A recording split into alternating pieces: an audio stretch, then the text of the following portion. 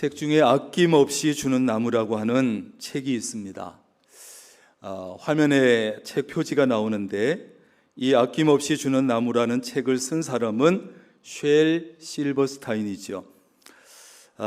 이 아낌없이 주는 나무라는 책은 전 세계 30개 이상의 언어로 번역이 되었고 3천만 부 이상이 팔릴 정도로 베스트셀러입니다. 여기 나무가 나오는데, 그리고 소년이 나오는데, 여기 나오는 나무는 자기가 사랑하는 한 소년을 위해서 그늘도 내주고 잎도 주고 열매도 주고 가지도 주고 줄기도 주고 마지막에는 남은 그루터기까지 이 사랑하는 소년에게 다 내줍니다. 그러면서도 이 나무는 마냥 행복해하고 기뻐합니다. 오히려 이 나무는 자신이 이제 더 이상 이 소년에게 더 이상 줄 것이 없다는 것에 대해서 미안해 하기까지 합니다. 여러분은 이 나무의 모습을 보면서 누가 생각납니까? 저는 두 분이 생각나는데, 한 분은 부모님이 생각나고 다른 한 분은 예수 그리스도가 생각납니다.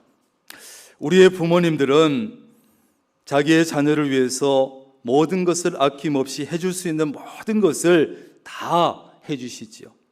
그리고 나서도 자신이 더 이상 줄 것이 없을 때 미안해하고, 또 아이가 학교 들어가서 공부라도 좀 못하면 혹시 내가 나쁜 머리를 물려줘서 아이가 공부를 못할까 미안하게 생각하고, 아이가 자라면서 결혼해서 좀 경제적으로 어려우면 내가 다른 집처럼 다른 부모처럼 좀 더 많은 것을 물려줬다면 좀 잘 살 텐데 하는 생각으로 또 미안해하고, 이것이 바로 부모의 마음이지요. 너무나 이기적이고 욕심으로 가득 찬 우리로서는 이해하기 힘든 희생이요 헌신입니다. 지난 수요일을 우리는 제의 수요일 또는 참회의 수요일이라는 이름으로 지냈고, 이제 그 제의 수요일로부터 올해 사순절이 시작이 됐습니다. 오늘이 이제 제의 수요일 지나고 사순절 첫 번째 주일입니다. 사순절의 주인공은 누구냐? 예수 그리스도입니다. 아낌없이 주는 나무 같은 예수 그리스도가 사순절의 주인공이에요. 예수님은 참으로 아낌없이 주는 그 나무처럼 우리를 위해서 자신의 모든 것을 아낌없이 내주셨어요. 마지막으로 십자가 위에서는 피 한 방울, 물 한 방울, 땀 한 방울까지도 다 쏟아내시면서 더 이상 쏟아낼 것이 한 방울도 없을 정도로 쏟아내시고 아낌없이 자신의 몸을, 생명을 내주셨어요. 그러면서도 예수님은 마냥 행복해 하셨고 기뻐하셨고 뭘 좀 더 줄 것이 없을까 하셨고, 부활 승천하셔서 하나님 보좌의 우편에 앉아 계시면서도 우리를 못 잊어서 우리를 위해서 기도하고 중보하고 계시는 분이 예수 그리스도예요. 이렇게 예수님께서 우리를 위해서 몸이 찢기고 피를 흘리면서 마지막 생명까지 내놓으시면서 스스로 고난 속에 들어가신 것을 깊이 생각하고 감사하고 감격하고 기념하는 절기가 바로 사순절입니다. 사순절. 우리는 성탄절이 기독교의 가장 큰 절기라고 생각하기 쉽지만, 사실 우리 기독교의 가장 큰 절기는 바로 부활절이에요. 부활절은 예수님께서 우리의 죄를 위해서 친히 십자가에 달려 돌아가시고 3일 만에 부활하신 날을 기념하고 감사하고 찬양하는 그런 날이에요. 우리 기독교는 부활의 종교라고 불릴 정도로 예수님의 부활은 우리 기독교의 가장 중요한 사건이고, 예수님의 부활이 없었다면 우리는 이 자리에 앉아 있을 필요도 없고 예배 드릴 필요도 없고 교회는 이 세상에 없습니다. 부활이 있었기 때문에 우리가 이 시간 여기서 예배하고 찬양하고 교회가 이 땅에 설 수 있었던 거예요. 그리고 그 부활절을 40일 앞두고 지키는 절기가 사순절입니다.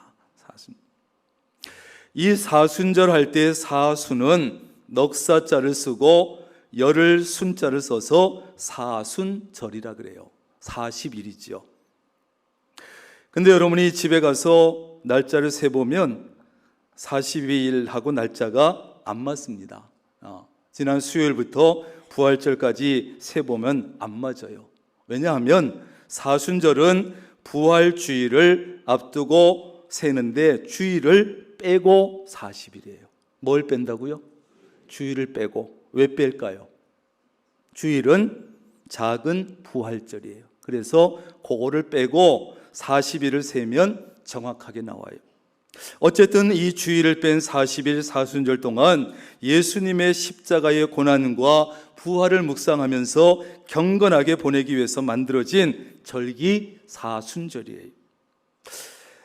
사순절 기간에는 예수님께서 나의 죄 때문에 고통당하신, 고난당하신 사건을 기억하고 그 다음에 내 자신의 모습을 돌아보고 그러면서 절제하고 경건한 삶을 사는 기간이 사순절입니다. 많은 로마 가톨릭 국가에서는 이 사순절 직전에 며칠간의 굉장한 축제를 벌입니다. 그것을 카니발이라 그래요. 여러분들 차 생각했지요? 카니발 하니까. 이 말은 라틴어 카르네 발레라는 말에서 유래된 것으로 보는데, 이 카르네는 고기라는 말이고 발레는 그만, 안녕 이런 뜻이에요. 그래서 카르네 발레 하면 고기여 안녕, 고기 잠깐, 그만 이런 뜻이에요. 그런데 이 카니발이라고 하는 축제는 사실은 사순절과 깊은 관련이 있습니다. 사순절이 시작되면 이 40일 동안은 고기를 먹지 않는 금육이 시작되기 때문에 미리 고기를 이 기간에 많이 먹어두자, 실컷 먹어두자, 이렇게 해서 시작된 축제가 카니발이에요. 사순절 전에 몸을 준비하고 마음을 준비하자는 것입니다. 결국 카니발은 사순절을 준비하기 위해서 시작된 축제입니다. 그러나 오늘날 이 카니발 축제가 사순절 준비라는 본래의 목적과 관계없이 그냥 사람들이 엄청 모여서 먹고 마시고 즐기고 노는 일에 미친 듯이 몰두하고 있어요. 그 본래 취지나 목적은 어디 가고, 특별히 경건에 더욱 힘써야 될 사순절 바로 직전에 그렇게 하며, 더 심각한 문제는 뭐냐? 이 카니발 축제가 끝나도 더 이상 사순절을 지키지 않고 경건과 절제의 삶을 시작하지 않는다는 거예요. 그러나 우리 그리스도인들은 그러한 세상 물결에 휩쓸려서는 안 됩니다. 이 사순절 기간에는 좀 더 경건에 힘써야 합니다. 좀 더 절제하는 삶을 살아야 합니다. 좀 더 거룩한 삶을 살아야 합니다. 적어도 평소보다는, 적어도 사순절 이외의 평소보다는 좀 더 경건하게, 좀 더 절제하며 좀 더 거룩한 삶을 살아야 돼요. 그래서 전통적으로 기독교는 1년에 한 번은 40일 동안 절제하고 경건에 힘써 연습하자, 이런 뜻에서 사순절을 지키고 있습니다. 자, 그렇다면 우리가 사순절을 그리스도인으로서 어떻게 지킬 것이냐? 초대교회 성도들은 이스라엘 백성들이 유월절을 준비하면서 금식했는데 그것을 본받아서 부활절 전에 금식을 했고 철저하게 기도하고 영적인 훈련을 했습니다. 사순절은 이러한 초대교회의 전통을 받아서 금식하고 기도하는 일을 철저하게 지켰어요. 처음에 사순절이 만들어졌을 때는 저녁 직전에 식사만 허용했습니다. 그러니까 한 끼 먹는 거고, 그 다음에 육류는 어떤 것이라도 고기는 일체 금합니다.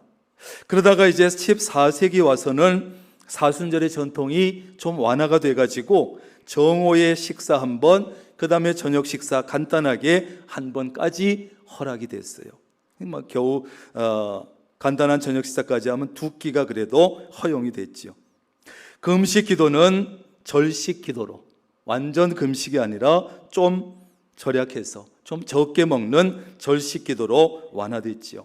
거기다가 음주, 가무, 삼가하고 연극 관람 금하고 연애소설 읽는 것까지도, 금하고 화려한 옷 입는 것까지도 피했습니다.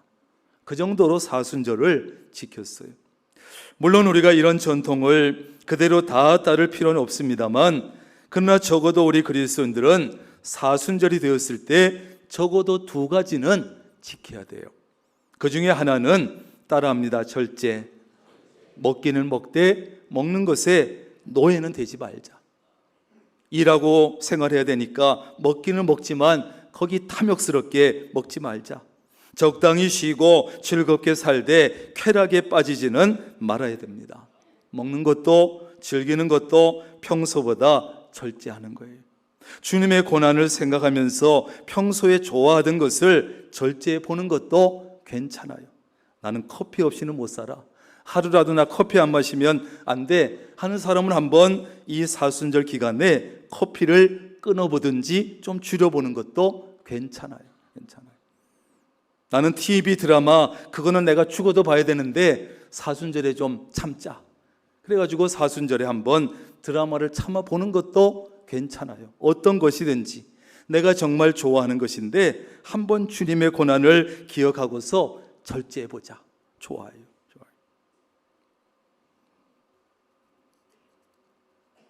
다른 하나는 뭐냐 하면 기도입니다. 이 기도를 통해서 하나님께 가까이 나아가는 거예요. 하나님과 깊이 교제하고 영적인 만남을 가지는 겁니다. 바쁘고 피곤한 세상살이에 쫓겨서 그동안 잘하지 못했던 기도에 좀 더 힘쓰는 겁니다. 내가 항존직분자라 하면서도 새벽 기도에조차도 못 나왔지만 그래도 이 사순절이라도 주님의 고난을 생각해서라도 한번 내가 새벽에 나와보자. 새벽에 안 하다가 해보니까 피곤하고 힘들지만 사순절이라도 한번 해보자. 해보는 거예요. 내일 새벽에 보겠습니다. 영적으로 나태해져서 약해진 기도 생활을 한번 이번 기회에 회복시켜 보는 거예요. 여러분, 이 사순절 기간에 적어도 평소보다는 더 절제하는 삶을 살고 기도에 힘쓰기를 바랍니다. 오늘 본문 말씀은 하나님께서 마치 사순절을 기억하고 사순절에 맞춰서 우리에게 주신 말씀처럼 들립니다. 우리가 사순절에 드려야 할 말씀 15절, 너희는 시온에서 나팔을 불어 거룩한 금식일을 정하고 성회를 소집하라. 백성을 모아 그 모임을 거룩하게 하고 장로들을 모으며 어린이와 젖 먹는 자를 모으며 신랑을 그 방에서 나오게 하며 신부도 그 신방에서 나오게 하라. 새 신랑 새 신부는 여러분, 구약성경 신명기 24장에 보면 새 신랑 새 신부는 전쟁이 일어나도 소집하지 않습니다. 전쟁이 일어나도.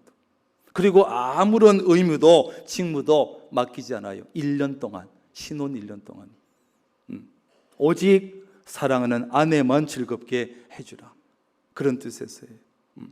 그런데 오늘 하나님께서는 그거 일단 정지. 이번에는 누구든지 새 신랑 새 신부 누구든지 남녀노소 불문하고 다 모아라.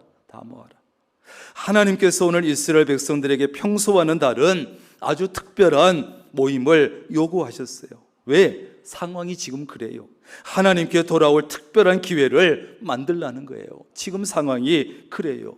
우리는 이번 사순절이 하나님께로 돌아가는, 하나님께 더 가까워지는 특별한 기회로 만들 수 있기를 바랍니다. 그게 사순절이에요.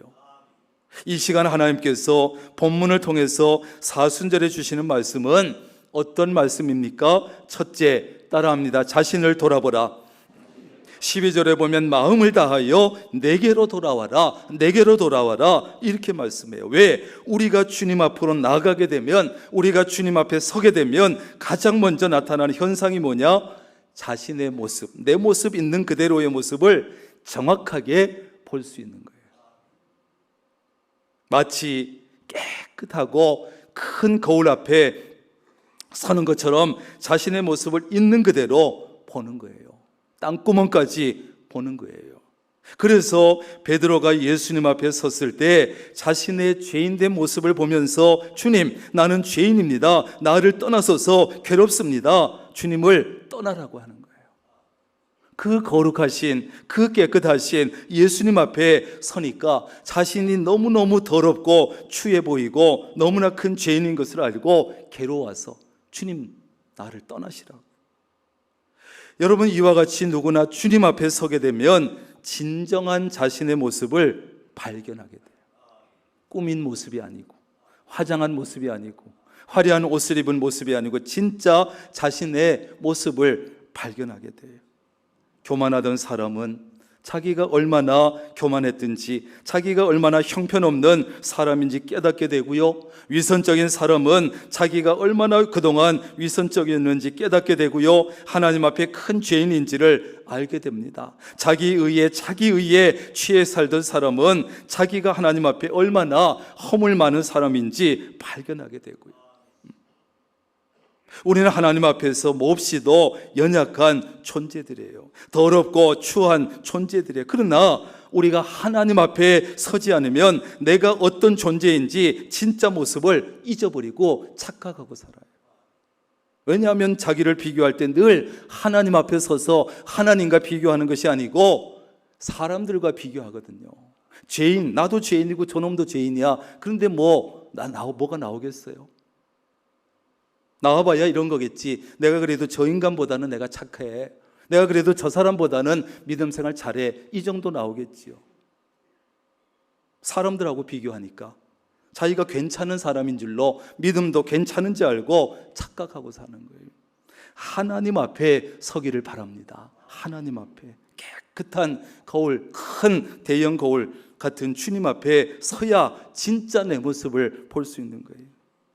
이걸 안 하니까 남의 눈에 티는 보면서 자기 눈 속에 들보는 보지 못하고, 자기가 꽤 괜찮은지 알고 자기 자신을 바로 보지 못합니다. 그러나 우리가 하나님 앞에 서면 거울 앞에 서듯이 나의 있는 모습 그대로를 적나라하게 볼 수 있는 거예요.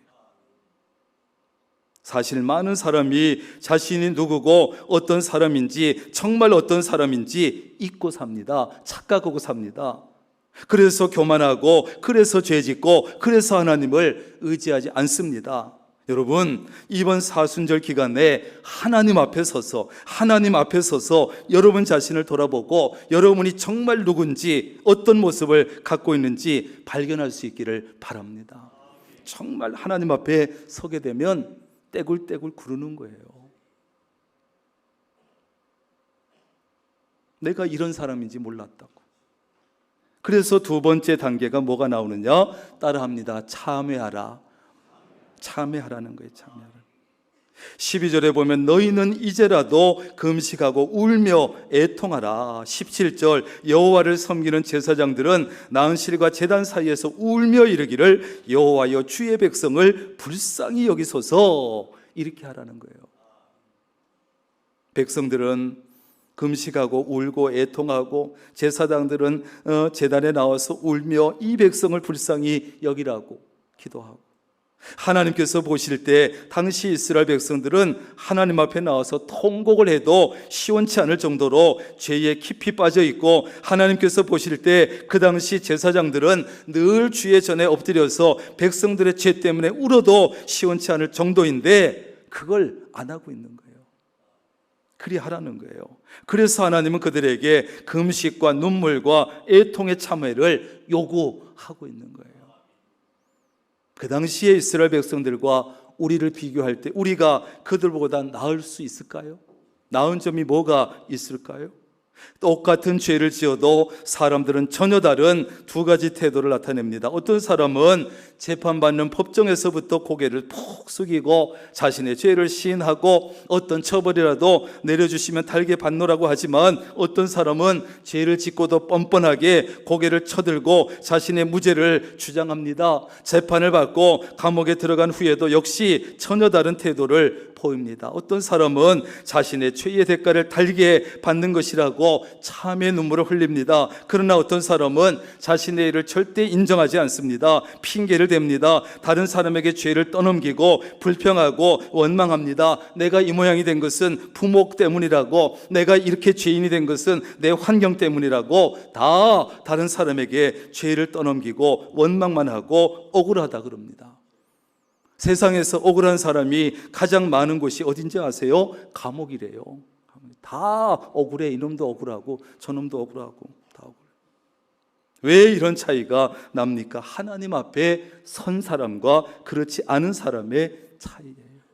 하나님 앞에 선 사람은 하나님의 음성을 들으니까 자신이 얼마나 더러운 죄인인 것을 깨닫습니다. 그래서 눈물 흘리지 아니할 수 없고 참회하지 않고는 견딜 수 없어서 떼굴떼굴 구르며 회개합니다. 그러나 그렇지 않은 사람은 자신의 비양심적인 소리만 혼자 들으니까 자신이 지은 죄를 깨닫지 못해요.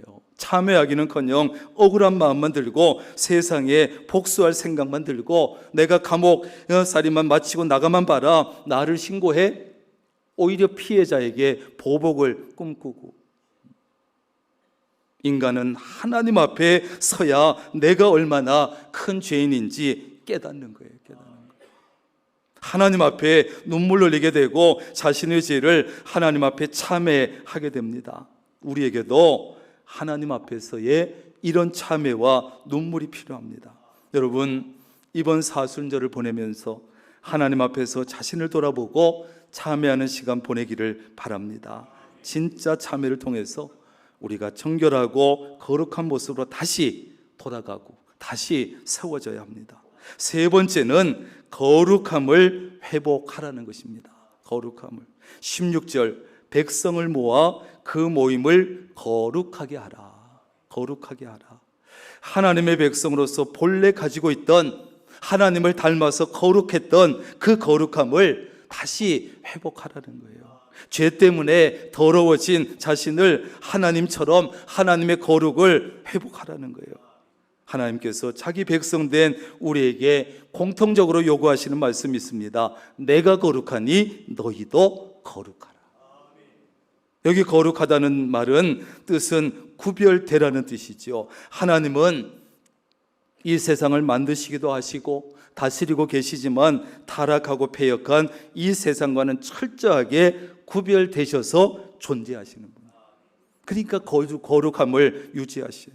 그와 같이 우리도 이 세상 안에 살고 있지만, 이 세상 사람들과 함께 살고 있지만 구별된 삶을 살라는 거예요. 구별된 삶. 어려운 일이에요. 어려운 일이에요. 이 세상을 떠나서 지구를 떠날 수 있다면 그렇게 하기가 쉽겠지만, 이 세상 속에 사람들과 함께 살면서 구별된 삶을 사는 거니까 쉽지 않잖아요. 우리가 이 거룩함을 회복하기 위해서는 그래서 두 가지가 필요합니다. 하나는 거룩한 삶에 대한 열망을 가지는 거예요. 열망. 어떻게 하든지 내가 거룩하게 살아야지. 연어라는 물고기는 참 신기한 동물인데 어떻게 자기가 태어난 그 자리를 멀리 바다까지 갔다가 다시 찾아갈 수 있을까? 어떤 놈들은 2년 만에, 어떤 놈들은 5년 만에 돌아온다는데 도대체 어떻게 돌아올까? 멀리 바다 깊은 곳에 가서 살다가도 알을 낳을 때가 되면 바위가 가로막고 수중보가 가로막고 심지어 폭포가 가로막아도 죽기 살기로 자기가 태어난 강으로 찾아옵니다. 온몸이 상처투성이에요. 거기 도착한 연어들은. 그래도 찾아옵니다. 그 자리에 물냄새를 맡고 기억하고 있다가 다시 찾아온대요. 이게 말이 되냐고요. 그 자리로 돌아가고자 하는 열망이 있기 때문에 가능한 거예요. 열망이 있어요. 목숨 걸고 찾아가는 거예요. 열망으로. 여러분, 우리 그리스도인들은 이렇게 거룩에 대한 열망을 가지고 살아야 합니다. 하나님의 백성으로서 본래 가지고 있던 거룩에 대한, 거룩을 회복하고자 하는 열망을 품고 살아야 돼요. 거룩하게 살아야지, 거룩한 삶을 어떻게 하든지 살아야지. 그리할 때 우리는 거룩함을 회복할 수 있습니다. 연어가 자기가 태어난 곳으로 돌아가려는 그 열망을 잃어버리면 돌아갈 수 없습니다. 이와 같이 우리 그리스도인들이 거룩함을 회복하려는 열망을 잃어버리면 이 세상에서 하나님의 백성다운 거룩한 삶을 살 수가 없습니다. 나는 주님처럼 살고 싶어. 나는 정말 주님처럼 거룩하게 살고 싶어. 이 열망, 나는 적어도 불신자들과는 다른 삶을 살고 싶어. 이 열망이 여러분 안에 있을 수 있기를 바랍니다. 그게 있어야 조금씩 거룩해질 수 있어요. 다른 하나는 거룩한 삶을 위한 용기가 있어야 돼요. 용기가. 하나님의 백성은 여러분, 그리스도인들은 예와 아니오의 답변을 잘해야 됩니다. 아무 때나 예하고 아무 때나 노하면 안 돼요. 하나님 앞에서는 언제나 예스, 하나님의 말씀 앞에서는 언제나 예스, 세상에 대해서는 언제나 노, 세상 유혹에 대해서도 언제나 노 할 수 있어야 돼요. 이것을 반대로 하면 절대 안 됩니다. 하나님의 말씀 앞에서는 노하고 세상의 유혹 앞에서는 예스하고 안 됩니다. 큰일 납니다. 이 세상은 우리를 끊임없이 유혹합니다. 목사도 유혹하고 장로도 유혹하고 안수집사도 권사도 유혹하고 끊임없이 유혹합니다. 이때 우리는 과감하게 유혹 앞에서 노라고 할 수 있어야 돼요. 할 수 있어요. 연습해 봅니다. 노라고 거절하는 거야. 안 돼. 난 이제 예수 믿어. 난 이제 옛날 그 내가 아니야. 옛날의 이동성이 아니야. 나는 하나님의 백성이야. 그리스도인이야. 안 돼. 노라고 물리치는 거예요. 그렇게 알기 위해서는 우리에게 용기가 필요한 거예요. 용기가. 그것이 바로 거룩한 삶을 살기 위한 용기입니다. 왜 용기가 필요합니까? 거룩한 삶을 살려고 하면, 믿음 생활을 제대로 하려면 사람들에게 따돌림을 받습니다. 여러 가지 손해를 봅니다. 때로는 핍박도 당합니다. 그래서 거룩한 삶을 살기 위해서는 용기가 필요한 거예요. 용기가. 우리가 거룩한 삶을 살기 위해서 용기를 내면 하나님께서 함께 하실 것이고 하나님께서 도와주십니다. 저 이동성 목사, 저 험한 세상에서도, 그 유혹 속에서도 거룩을 지키려고 저렇게 용기를 내네. 내가 도와줘야지. 도와주시는 거예요. 무엇보다 하나님께서 너무나 기뻐하시는 일이기 때문에. 여러분이 용기를 내면 하나님이 함께 하시고 하나님이 도우십니다. 그래서 할 수 있어요. 여러분, 우리는 이 사순절 기간에 적어도 3가지를 꼭 이루어야 합니다. 첫째, 기도와 절제하는 삶을 통해서 주님의 은혜를 많이 생각하고 묵상하고 주님의 고난을 마음에 깊이 새기고 주님의 고난에 조금이라도 동참해보고 어떤 절제를 통해서든. 두 번째는 지극히 거룩하신 하나님 앞에 서서 나를 좀 냉정하게 돌아보고 겸손하게 눈물로 참회하고, 마지막 3번째는 거룩에 대한 열망과 용기를 가지고 하나님의 자녀다운 거룩함을 회복해야 합니다. 이 기간이 바로 사순절이에요. 그래서 이 사순절에 영적으로 잠들어 있던 내 심령이 깨어나고 하나님으로부터 멀어졌던 심령이 다시 하나님께 가까이 다가갈 수 있기를 주님의 이름으로 축원합니다.